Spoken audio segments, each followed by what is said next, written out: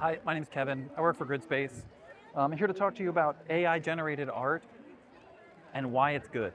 AI-generated art is made through basically denoising. If you've ever worked in Photoshop or Premiere Pro or video editing and you tried to clean up footage that was either grainy or staticky, it's the same process. So AI-generated art starts with generating a very noisy image and then denoising it little by little until it gets something crazy.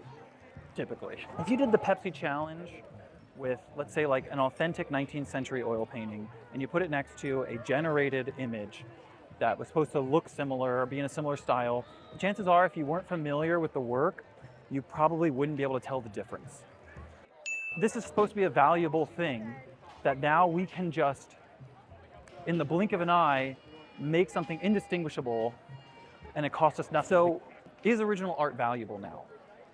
Well, I think there's two ways of looking at this that are helpful. The first way is the experience the viewer has with that piece, regardless of where it was made and why and all that. That just means that, like, when you look at a piece and you have a reaction to it, it's something that happens between you and the piece.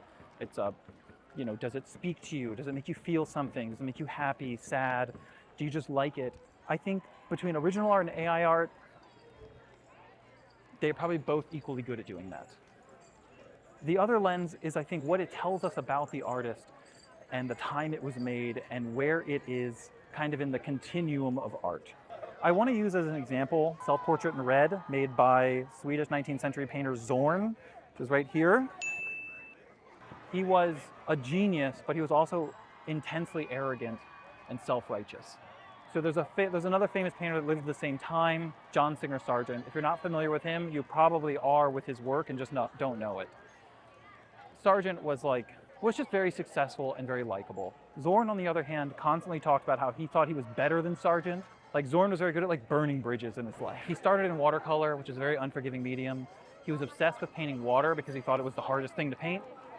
So he paints this self-portrait 5 years before he dies. And what I love about this, look at his face in this painting. It's like you can see the weight and the years on this man.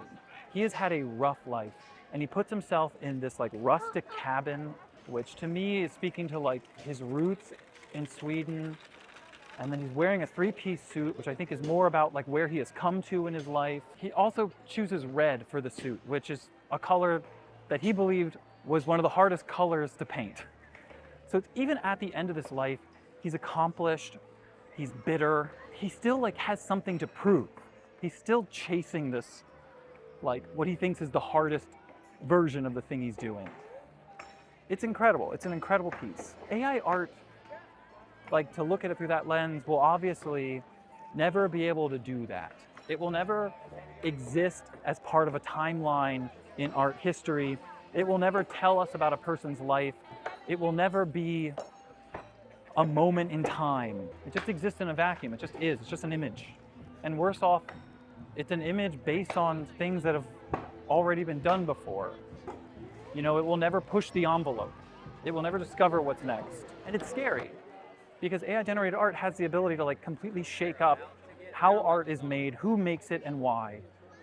But if you think that it's going to destroy original work or devalue it, then I think it can be a pretty amazing tool to help us ask the question, why is original art good?